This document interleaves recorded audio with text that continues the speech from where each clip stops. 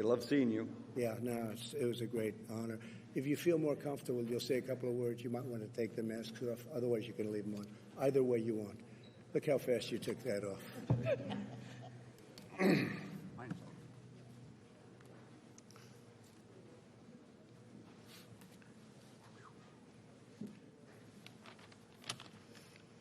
Well, thank you very much, everybody, for being here. We took a really incredible tour. Law enforcement has just done such a great job working with the National Guard and working with a lot of people, but we're here to show our support for Kenosha and Wisconsin. The state of Wisconsin's been very good to me. I love the people. We've done a lot for the state, and we will continue to do a lot for the state. We're all in this together, and this was an example of what can happen when you do it right. I'm pleased to be joined today by Attorney General Bill Barr, who's doing really a fantastic job. And Bill, thank you very much for being here. Secretary Chad Wolf. Chad? Sir. Chad, thank you. Ron Johnson, Senator Ron Johnson, who's outstanding, I have to tell you, so respected within the beautiful halls of Congress. And I appreciate the great job you do, Ron. I hope the people of Wisconsin appreciate how good a senator is. Do they have any idea? Do they know how good he is? I think they do. You're never going to get not elected, Ron, or I'll be very unhappy. One of the best. And also a young congressman that's been a warrior, true warrior. He's been a fighter not only for some other very good causes, but for this cause, because he was the first one to call me and say, we have a problem. And, Brian, I want to thank you, Brian Stile, Congressman, and you have your first re-election, and I think you're going to win it big.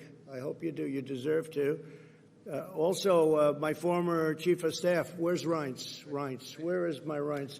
Reince Priebus, which shows that I definitely like this state because you are a very proud citizen of right here. You're still here. You never left, did you? Huh? You never would leave. You've done a great job. Thank you very much, Reince. Kenosha has been ravaged by anti-police and anti-American riots. They have been hit so hard, and we were able to get involved. David Beth and Daniel Miskinis, who I've been watching a lot on television. Now today I got to know them both very well, and they have done an incredible job, and you're going to say a few words in a couple of minutes, and we would appreciate it. Also, Zach Rodriguez, Supervisor, Kenosha County. Zach, thank you very much, Zach. Good job. He had a rough 3 days, but then it got well brought into back in where you wanted it, just where you wanted it. Aaron Decker, Supervisor for Kenosha. Aaron, thank you, Aaron. Good job. Thank you very much. Don Kapla, President of Wisconsin Fraternal Order of Police. Yes, sir. Don, thank you very much. Jerry Johnson, National Trustee of the Wisconsin Fraternal Order of Police. Jerry, thank you. People have done a fantastic job, really. You have to be proud of them. James and Sharon Ward, pastors, where is, well, it was great speaking to you yesterday. Sir, it's my honor. And you're really a very respected man, and I really enjoyed our conversation. Thank you both very much for being here. Appreciate it. We also have Major General Paul Knapp, who is around here someplace, but he was really right on the, thank you very much, Paul. Thank you. He's been fantastic. Paul and Scott and Linda Carpenter, owners of B&L Office Furniture. Scott, you're back there someplace. Thank you. Thank you very much. You got hit pretty hard, right? Yes, sir. You got hit pretty hard. That's all right. It's going to get rebuilt. Kimberly Warner, owner of the Authentic Gifts and Report Candle Factory. That's a very fancy name you have there, Report. That's a fancy name, but I'll bet it was beautiful. Is it? Are you going to rebuild? Will you be rebuilding? We were not destroyed, very fortunately, but So you'll be. I'm here representing the smaller women, small business downtown. Okay. And just being in support and great thanks for saving our town. Well, we'll be giving you some help, okay? We'll be giving you some help. John Rhodes III, owner of Rhodes Camera Shop. Now, I was there, and that was 109 years. And you want to say a couple of words? Would you like to? I'd say. Where is he? This side. Oh, okay. Good. John, stand up, please. 109 years. 109 years. Thank you again for coming. Thank you for sending the National Guard. And again, the police and the Sheriff's Department did an awesome job, as well as the fire department. Kept up as good as they could. I thank them all. And we're going to help you. That's a very, very complete rebuild we're talking about down there. That's incredible. If they would have responded to the first call, it would have been a little different story. But they did respond, which is better than some governors, frankly. And once they responded, and once we took, control of it, things went really well. You just met some very talented people outside, and I think you're going to have clear sailing. But we're going to try giving you a hand. Your insurance company, you're insured, right? Yes, we are. And so they're helping and they're being responsible? So far, everything. You'll let me know. You'll let me know. You got to let me know at the end. And Ricky Talapietra. That's a beauty. It's a long one. That's a good one. Go ahead, please. Representing, we have two businesses in downtown that were vandalized. We've been able to rebuild, but I also represent the Downtown Kenosha Incorporated organization, who is leading the rebuilding effort for downtown and uptown. It's been a struggle, but our community has been really incredible. More people have come to help than we know what to do with, but right now what we need is financial support. Loss of business and loss of property is staggering at this point. All right, we'll be talking to you. We're going to be helping you with law enforcement. We're going to be helping you with some economic development. Get it back in shape. Get Kenosha back in shape, and we'll get it back in, I think, very quickly. I really think so. And we'll be helped by John Morrissey, City Administrator of Kenosha. John, thank you very much, John. You have your work cut out for the next little while, but you'll be fine. I think we do. You're going to be in great shape. And Samantha Kirkman, State Representative, District 61. Thank you very much. Congratulations on doing a really great job. Thank you so much for the resources that you sent. Our constituents weren't feeling safe. Thank you. Helped out, and we appreciate that. Thank you. Great job you're doing. Appreciate it. And Van Wangard, State Senator, District 21. Highly respected person, actually. Yes, Thank sir. you very Thank you, Mr. much. President. Thank you very much. Great I job. just want to say thank you so much for your rapid response and the fact that you're coming to a small city in the United States, and just saying that that's as important as every other city, and the fact that we did get things under control. This guard has been phenomenal. Our law enforcement people have been working together. We usually work pretty well together in southeastern Wisconsin, Yeah. but this really helps. And Ryan's has a lot to do with that, too. You can tell because you've Good. worked with him. So thank you so much.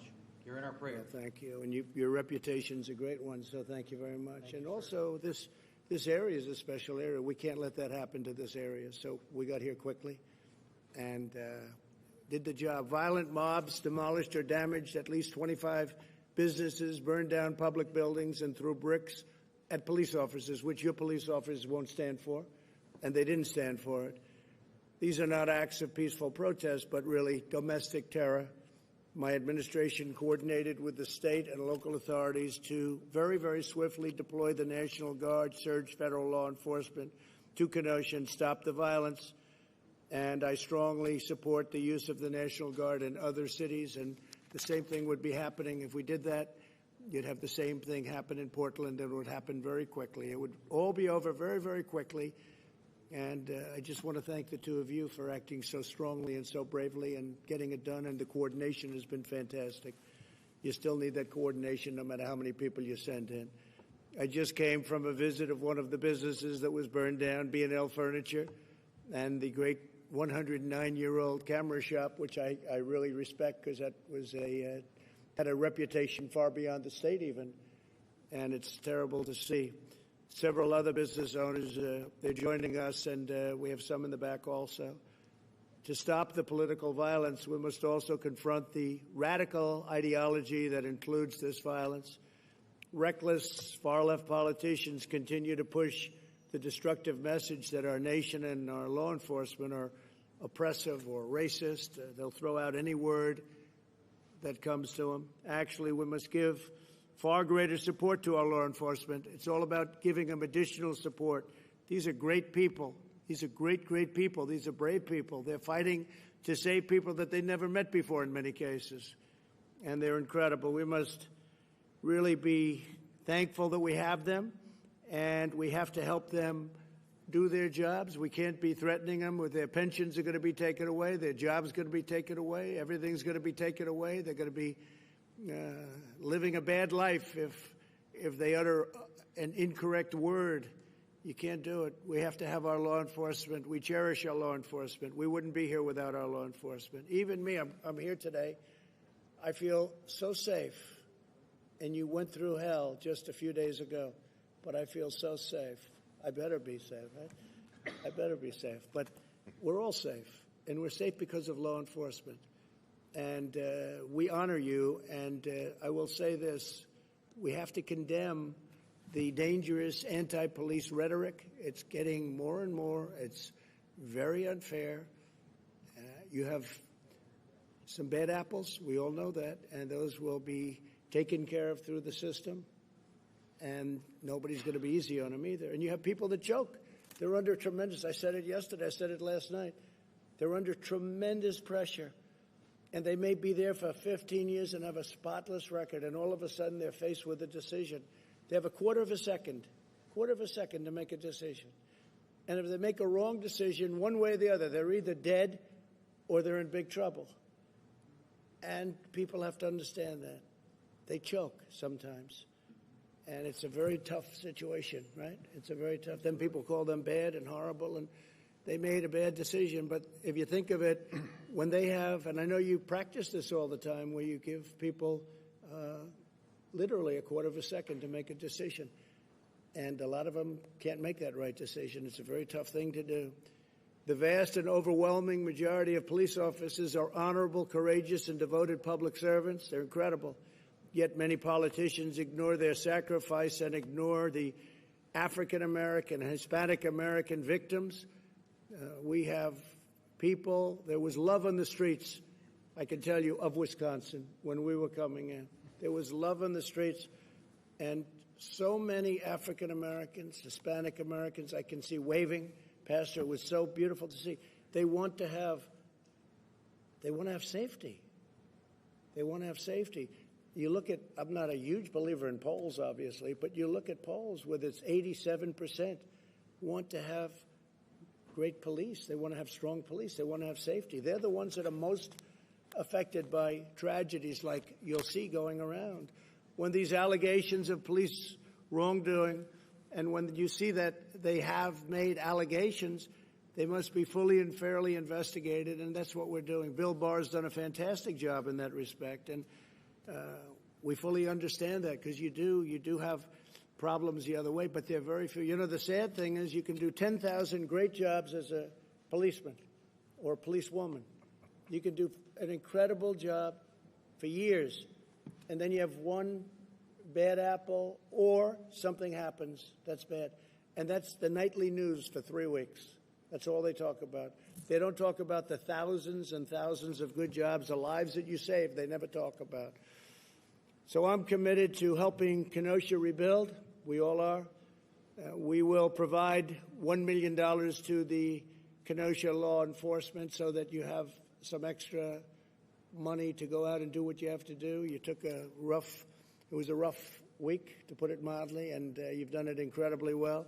I'm also providing nearly $4 million to support these small businesses that I talked about today that got burned up, burned down. And we're going to be providing over $42 million to support public safety statewide, including direct support for law enforcement and funding for additional prosecutors to punish criminals and resources to provide services to victims of crime. And that was Bill Barr wanted that money put in. So that's $42 million. That'll help with prosecutors and all of the other things that are so important to you. You need that because when you grab them and then nothing happens and they're back on the street, that doesn't work out too well. My administration is restoring public safety. We're hiring more police, surging tough-on-crime federal prosecutors, increasing penalties for assaulting law enforcement, and for dismantling Antifa. They don't want to mention the word Antifa. Nobody mentions it. There's a bad group of people. Very, very bad, very dangerous group of people. And we are doing a big number on Antifa. They're bad. Earlier this year, we announced Operation Legend to surge federal law enforcement to high-crime neighborhoods. It is a thing that has really worked out amazingly well, Bill, but it's really really understated in a sense. We've already conducted more than 1,000 arrests in our first month in Chicago. We went to Chicago very recently. Obviously, that's been a disaster, Chicago, total disaster, with, again, radical left Democrat, and we just have to it's all Democrat. Everything's Democrat. All of these problems are Democrat cities. We don't want to say it, but it is. The top 10 are Democrat, then you go into the top 25 and take a look at that. It's the same thing. We cut the number of murders in Chicago last month in half. Still way too many, but Operation Legend was very, very, very successful. Now it's just really getting going, but they cut it in half and just at its very early stage. This is in sharp contrast to those who want to slash police funding, oppose using the National Guard, and want to hire radical judges and prosecutors who will release rioters, looters, and criminals. We have that in Portland, where the prosecutors don't want to do anything. You can catch somebody doing the worst crime, and they don't want to do anything. So we're very, very upset about that. So we're not going to cut police funding. If you look at what they want to do, they want to cut police funding. We want to increase police funding substantially. They want to end cash bail, which has been a killer for New York. If you look at what's happening in New York, they allowed thousands of people out of jail in New York, and they're walking around and they're causing nothing but problems. Who would not know that? You don't have to know anything about policing. I'm not a policeman, but I would know that if you let these people out, many of them are going to cause tremendous problems. So they want to end cash bail, incentivize prison closures. They want to close the prison so that can't hold anybody. Reimagine public safety, end immigration enforcement, resume catch and release at the border. As Chad will tell you, we've had tremendous success on the border. We're up to over 300 miles of border wall, and we're having the best year we've ever had in the border. People are coming in, but they only come in legally, or for the most part, they only come in illegally. The wall will be finished very shortly. It's had a tremendous impact.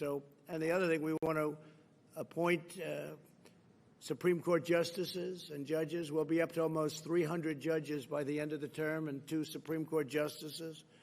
And so we have a lot of things to do. We have a lot of great things to do. But it's an honor to be in your neighborhood.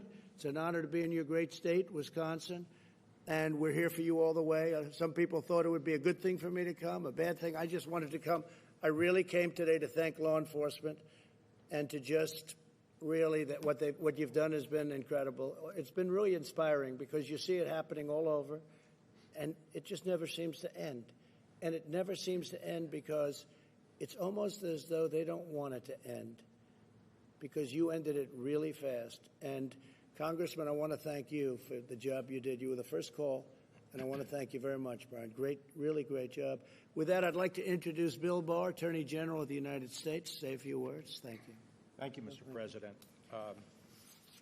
As most of you know, whenever there is an officer-involved shooting in our country, it's reviewed by local authorities to ensure that it was reasonable force. And when there are questions raised about it, the federal government also, the Justice Department, also reviews it. And like all procedures and processes in our country, we do it under due process. And we try to reach a dispassionate, reasoned decision based on an analysis of the situation. We do not allow judgments to be reached because of mob violence. We do not have mob violence in this country make our decisions over the fate of individuals when their actions are challenged. And when the shooting occurred here in Kenosha, under the direction of the President, we told the DOD, the Defense Department, to get ready some National Guard units in case they were needed to help here. And from several states volunteered to supply National Guard if they were needed. And the President directed me to assemble a group of federal law enforcement that could be dispatched here, which we did, and staged them in Chicago. And we were picking up information that these violent instigators were coming to Kenosha. They were coming from California, Washington State, a lot from Chicago, and they were coming up to Kenosha. So we expected matters to get worse. The violence that erupted shortly after the shooting is simply not a legitimate response to a police shooting. And the looting and the arson were unacceptable.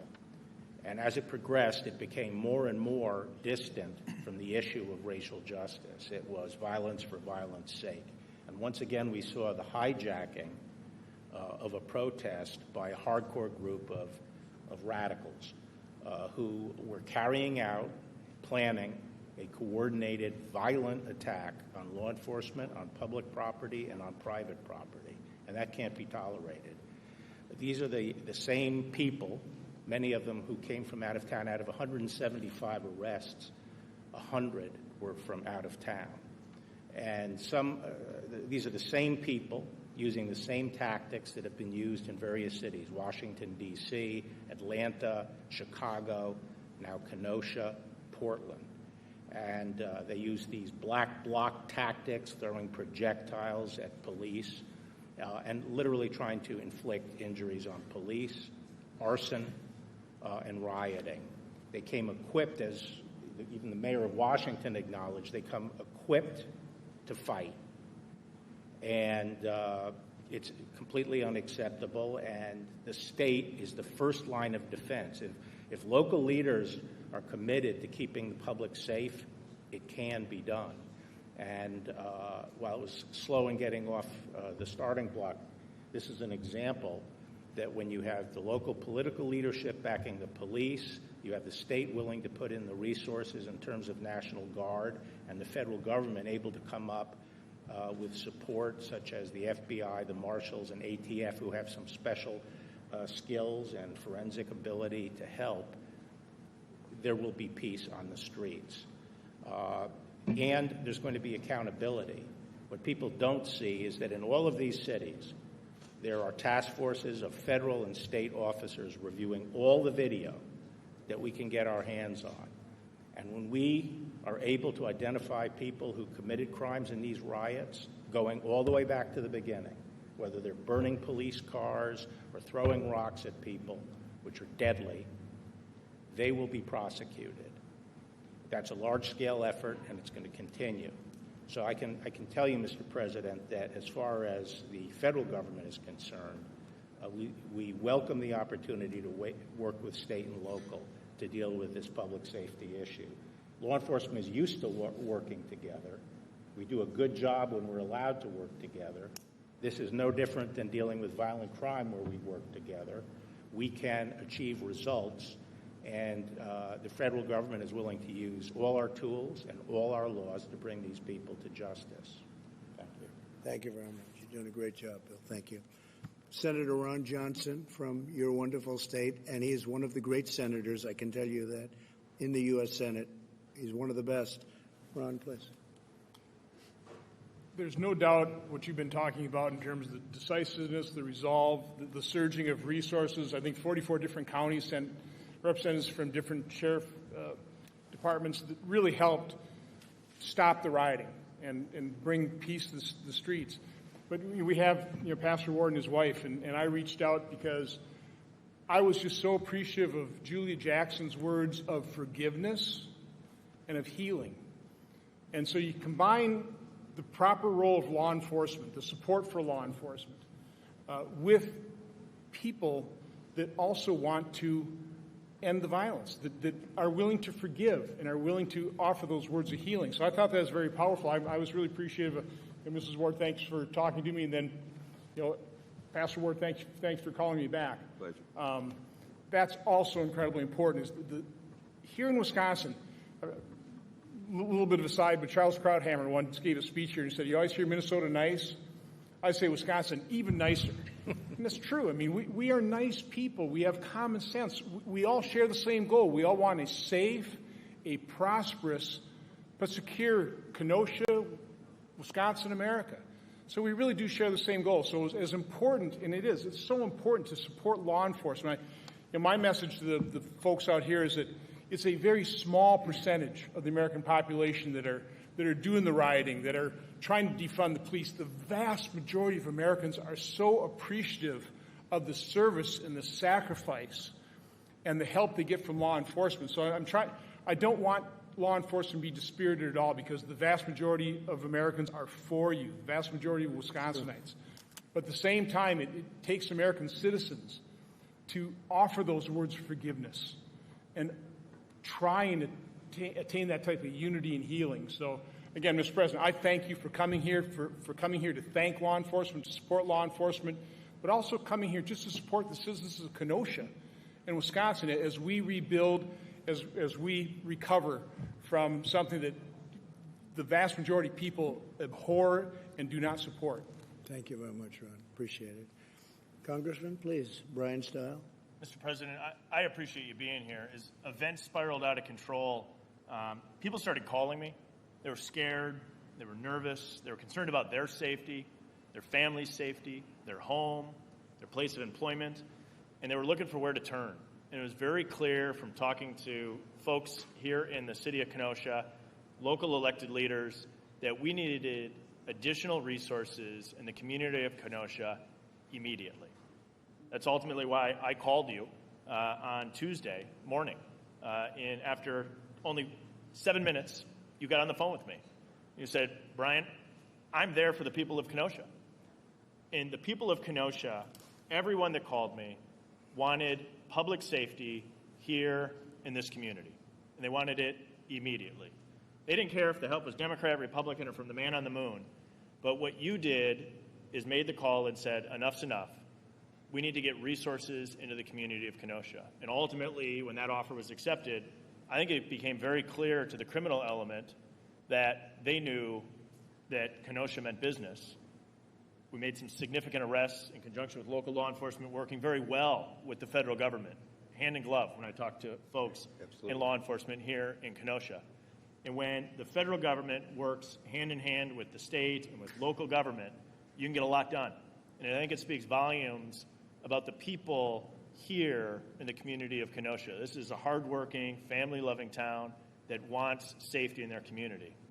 And one more piece is I've had the opportunity to talk to a lot of the men and women in law enforcement, those on the front lines. I spoke to a gentleman that had a brick thrown at him. I've spoken to law enforcement officers who had horrific words said about them. And these men and women are members of our community that wake up every day, put the badge over their heart, walk out the door, sworn to answer the call to protect our community. And I think you coming and saying thank you to those men and women in law enforcement speaks volumes. And today we have public safety restored. We appreciate all the work you did on that. And now we begin the work of healing and rebuilding Kenosha to make Kenosha stronger than it's ever been before. Good. We thank you very much for being here, Mr. President. Thank you, Brian. Great job. David Beth, Sheriff, please. Mr. President, thank you so much for being here. When this started Sunday night, we knew it was going to get worse, but we really didn't know how bad. And there's no way that one, or in our case, two agencies can work together to fight what happened. When we put out the call initially to the state and local law enforcement here, it was a tremendous response, but it still wasn't enough on Monday night. The National Guard started coming on Monday night and started helping us, and their numbers kept growing. And we called Brian on Tuesday morning early, the leaders of Kenosha, and we said, we'll take help from whoever will send it our way. We want to protect the people of Kenosha, the city of Kenosha, the county of Kenosha. We want to protect it. And Brian said, I'm going to make a phone call. And a short time later, we knew that the resources of the United States, of the federal government and of the president were on its way. And we knew that it took a little discussion between state and federal levels, but we're very thankful that it worked out because, as I said, I didn't care who I got help from. I wanted resources here, and after it was approved, and I got the word that the president said, whatever you need, it's coming. And I had some very, very important people from Washington tell me, I have to report to the president, Mr. Barr, and tell him, what does the sheriff want? And the resources just kept coming. The people kept coming. The gratitude kept coming and I heard stories, and I probably shouldn't share this, but some people that were in Portland that weren't treated as good as they were treated here. And they said, we can't believe what a different place this is because of how we all worked together rather than not wanting to work together at all. So thank you for being the president that likes law enforcement. On behalf of law enforcement, I'm telling you, the group that's here, I hope you could feel the love that they have for you and everybody who came, and it's quite an operation to watch, to be part of. And truthfully, my life, I never thought I would see anything like this, and hopefully I never have to see this again. But the resources that in this case the federal government and you provided, and Mr. Barr and Mr. Johnson and the people here, it's unbelievable what we have here right now, and it's all to protect the people of Kenosha, and I'll take any help I can get, and I thank you for it. Thank you, Sheriff. I'll tell you, you've done a great job. And, just if they're watching, Portland or Chicago or New York or any one of other cities that we're talking about, but Portland probably would be so easy. Maybe that would be the first one, because I see it every night. It's on the news. It's burning. And they're always playing games, and I don't know. Then he gets up and says, we're trying to work together, and the whole thing is great. Then they want to burn down his house last night, the mayor. But we're ready, willing, and able to send in, a massive group of people that are really highly trained. You saw that through here, with your experience, right? And we could solve that problem in less than an hour in Portland. So I hope they call. Eventually they'll call. And at some point, Bill, we'll just have to do it ourselves. We're going to have to do something that's that I think the people will be extremely happy with. Maybe the mayor won't, and maybe the governor won't, but I don't know if they know what they're doing. I just so sad to watch it happen. But here you acted and acted appropriately. Please, Daniel, go ahead. Mr. President, first of all, thank you for the support. Thank you for coming to what is small-town America. Kenosha is 100,000 people. By national standards, we're still small. But what you also have here is a reaction to, is an attack on small-town America. The tactics that are being used across this nation to attack law enforcement are warfare-type tactics. And we still use restraint and function within our rules. So those two together, there's not a tit for a tat. Those aren't equal. So with the ability of the National Guard to come out and assist us, with the tremendous outpouring of support from the federal assets, from every department that has come out, we were able to restore peace, and we're working toward order and healing and growth. And as part of what is going on in the world, police scrutiny is not a bad thing. Police, or attacks on the police, and the things that are happening that lead to riots, that's not about police scrutiny. That's not about anything else. Those are legitimate attacks. So what worked for us was we certainly had a unified command. We had a unified mission that normally takes some time to build. But instantly, between myself and the sheriff and the local leaders, the city administration, county, we pulled together. We worked with the city. We worked with the state. We worked with officers from southeast of here, and there's not a lot southeast of Wisconsin, or Kenosha, to the northwest corner of the state. We had people from 2 steps away from Canada sending officers down here. So the response here in the law enforcement community was tremendous, and everybody I talked to was here to help restore peace and order for the good people of Kenosha. And thank you for helping us. Thank you, Daniel. Great job you did. Thank you. And you two worked together beautifully. It's really good. Really good job. Please, Jed. Well, thank you, Mr. President. Americans need and deserve both law enforcement and public safety, regardless of where they live and regardless of their politics.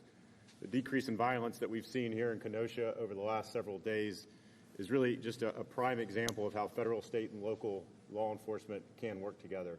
It's really a model that we can replicate elsewhere, Portland and other cities across the country. And this administration, Mr. President, you've been very clear. If cities need help, they need assistance, if they need resources and capabilities beyond their reach, all they have to do is call law enforcement, the federal government, and we will be there. DHS partners not only with the Department of Justice, but with local communities every day to protect the citizens of those communities. We're providing law enforcement here in Kenosha some assistance until you're able to rebuild and get back on your feet. So certainly want to extend our appreciation for what you do. And let me just say, the attacks on law enforcement recently, I've been very vocal about that, are very disgusting. we need to thank our men and women of law enforcement. They put on a badge and a uniform every day. They're attacked every day for simply wearing that uniform and doing their job. So, again, on behalf of the 240,000 men and women of the department, I want to say thank you to the local law enforcement for doing your job and protecting your communities. So thank you. Really nice. Thank you. Pastors, would you like to say a prayer? Yes, sir. I'd love to have that because you are so highly thought of in the area. So please, James, Sharon. Sure. You should pray. Please. Father, we come to you in the name of our Lord Jesus Christ, and we thank you for this time that you divinely ordained. Father, we ask you to forgive us all where we've strayed from your ways and where we've not acknowledged your word. And we ask that you would continue to cause this nation to be one nation under God, that you alone are the one who can make us indivisible. And by being indivisible, there will be liberty and justice for all. We simply pray that you would bring our nation back to you, that your word would be dominant, that you would cause us to walk in love, to live in love, restore empathy and compassion, kindness, concern for each other. Lord, I pray for our president, as your word says, that you would strengthen him and continue to give him the wisdom and the heart to lead during this time, as well as all of the leaders that are here. We give ourselves to you, and we ask you for your good hand to be upon us. In the name of Jesus, our Lord, we pray. Amen. Amen. Thank you very much. Sharon, would you like to say something? I would. I think I'm here, first of all, representing intercessors and people that are praying. Just really, I think we need to mobilize people of prayer to pray for this country. And also, I think it's important to have black people at the table to help, solve the problem. And also, I think James and I, our prayers that we're able to work to really bring about a change. I think there's a lot of great change that's been mentioned here of how law enforcement has quickly solved the problem of the crime in the street, but I think this is a good opportunity for us to really solve the problem in the nation. And I think James and I could help with that. So. That's really well put. Yes, James? And Mr. President, if I may add, being the only pastors in the room, if I could maybe just share a little bit from a different perspective that I think would bring balance. I have a great friend who is Chief Tony Scarpelli, the chief of police in the town where our church is. Right. And I talk about the partnership between pastors and police, and I often tell Tony that if we can do our job well, it will make his job easier. That's because there are three types of law that govern our society. There's spiritual law, moral law, and civil law. Most of the conversation here today has been about civil law, but until we can really focus on spiritual and moral law and change the hearts of people, we'll have to continue to build bigger jails and bigger prisons until we can bring our nation back to the place of spiritual and moral law. We certainly want to honor Julia Jackson. We're her pastors. We're not the pastor of the entire family, but we honor her. You know that. Yes, sir. I will give her your regards. And we certainly pray for Jacob's continued healing, and we pray for peace. But I just want to offer to you, Mr. President, that Jesus himself says, blessed are the peacemakers. And we want to help be of service to you and to our nation of having these conversations of how do we rebuild the foundations of spirituality and morality, which gives us the context of love. If you give a righteous, good, moral man the launch codes to our nuclear arsenal, everyone will be safe because he's a good man. But if you give a malicious man who is immoral an ink pen, you have to fear for your life. I would just want to say that we're here to be of service to you and to our country to bring unity. We believe that we can help to listen with empathy and compassion to the real pain that hurts black Americans. But we want to be of service to you and to our nation to do whatever we can to bring true healing, true peace, and to really see God's very best in our nation. We're available anytime you will call upon us. So you know what I think? I think you're an incredible couple. I really do. I think you're an incredible couple. Thank you. And thank you very much for being here. Yes, sir. Really, really great. Beautiful. Do you have any questions, please? President, you mentioned the Attorney General Barr just now that maybe at some point you have to go in on your own. Is that a suggestion that you'd like to send in federal agents to cities like Portland or Chicago? No, it's not, but yeah. No, it's not. It's just that we're tired of watching every night with Portland They're on night 104 now, and we're tired of watching it because it could be solved in an hour. And we're tired of watching a mayor that has no clue what's going on. And people are calling our office, and people are calling Washington that live in Portland and live in the state. And they're saying, please, please send help. And the governor, we call the governor often, and they say, no, we don't need your help. But I say, your community is burning down. They don't need our help. Now, I don't know if that's political. I don't know what is going on. Certainly not common sense, but we could solve it just like here. We all work together. We came in the federal government, the state government, the city government. Everybody worked together. The senator, the congressman. It was like a beautiful thing. It just worked.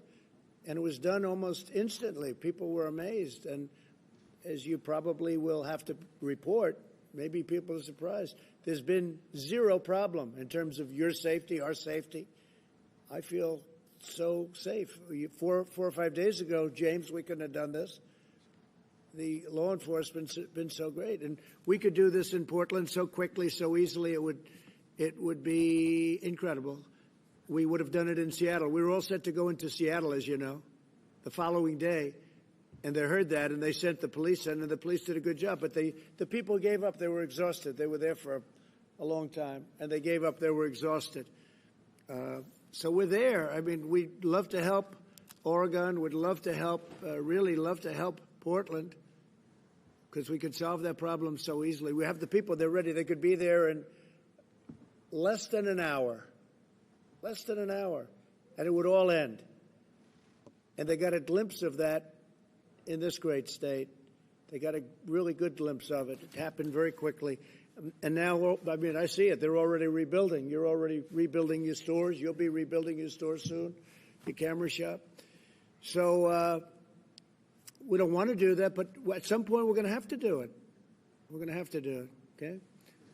Can you tell me what you would say to the Blake family? I know you didn't get a chance to talk to them, but what would you say to them in terms of the pain they're going through and the questions they have about what happened? Well, I feel terribly for anybody that goes through that. That's why I was so honored to meet the pastors.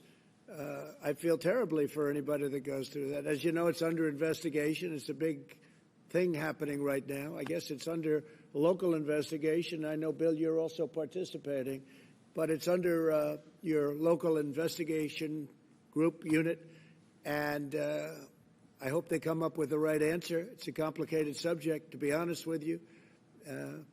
But I feel terribly for anybody that has to go through. And I didn't get to speak to the mother. I hear she's a fine woman. I've heard that from the pastor, a really fine woman. But you can see when I spoke to the pastors, I see exactly what it is, and they understand where I am. And if we can help, we're going to help. But it is a question. It's under investigation. A lot of things happened with that, and other things, frankly, that we're looking at very, very closely. Okay? A question for the pastors. Do not wear body cameras. Should every police officer in the United States wear a body camera? Body cam? Well, that's very interesting. Let me ask Bill to answer that question. Go ahead, Bill. Well, generally, that's a local issue for each police force and each community, the political leaders of a community, to decide upon. But I think most law enforcement people I know who were originally skeptical of body cameras are now coming around to feeling that they actually are a net benefit. Pastors, if I might. It's a very tough, the whole thing with the body cam, you read it and you read two sides of the story. How do you feel about it, Daniel?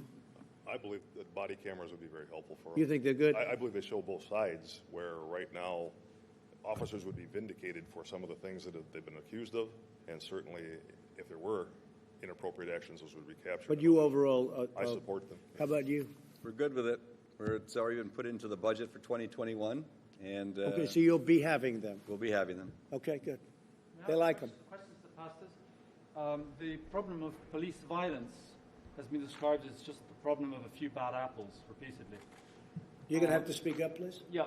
The problem of police violence has been described by you, including the President, as just bad apples, a few bad apples, or people who choke occasionally.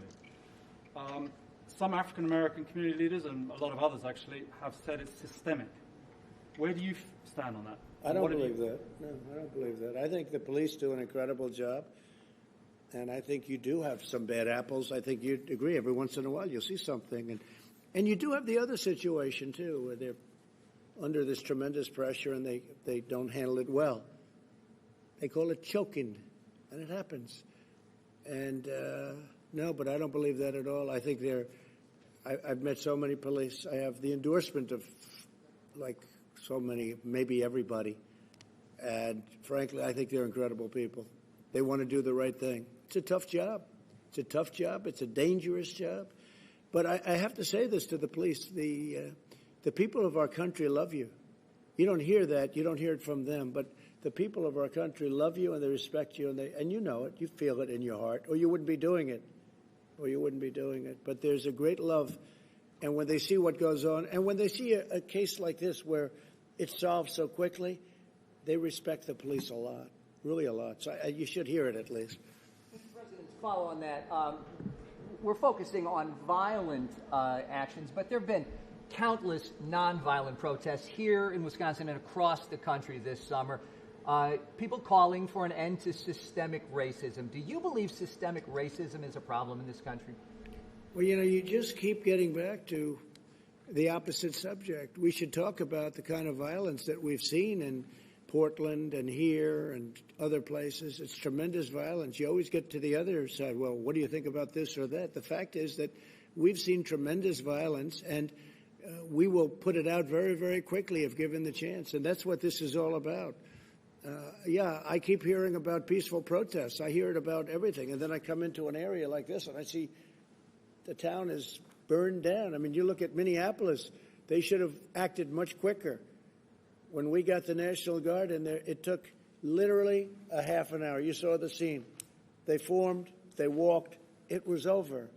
And they haven't had a problem of any consequence since. Their police weren't allowed to do the job that they could do. They have a very good police department, but they weren't allowed. Now they want to break it up. They want to end it. They don't want to have a police department. They want to not only defund, they want to get rid of it. It's ridiculous. So I just say this, that the kind of violence that I saw, you may have protesters, but you have some really bad people, too. You have anarchists, and you have the looters, and you have the rioters. You have all types. You have agitators. And that's what you should be focusing on with your question. I keep hearing about peaceful protests. It's become really, I think it's hurt the media very badly because you'll have somebody standing on one of the networks, I won't say which one, but there are more than one, many of them, saying how it's a peaceful protest, and over the shoulder you see the whole place is burning down. It's become a pretty common sight. So I don't view the peaceful protest. I think peaceful protesting is fantastic. I think it's great.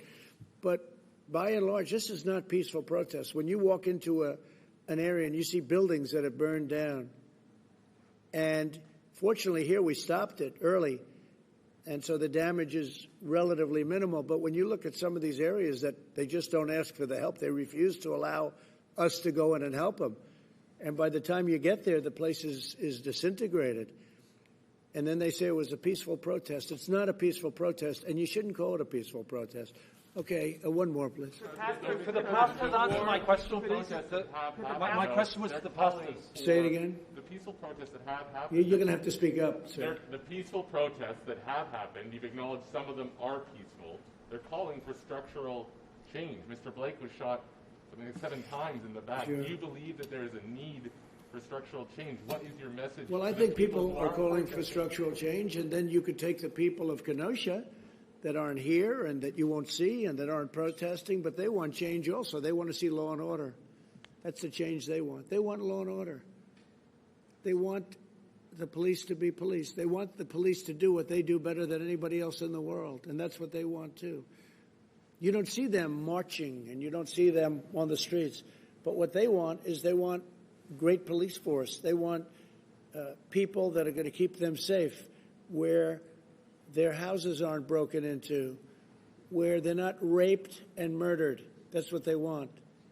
And they're protesters too, but they don't walk down the street, up and down the street. So, just the way it is. just the way it is. So I want to thank you all, and I'll see you back at the plane. Thank you very much. Thank you. Thank you. Great job. Fantastic job. Thank you, everybody. Thank you very much. Appreciate it.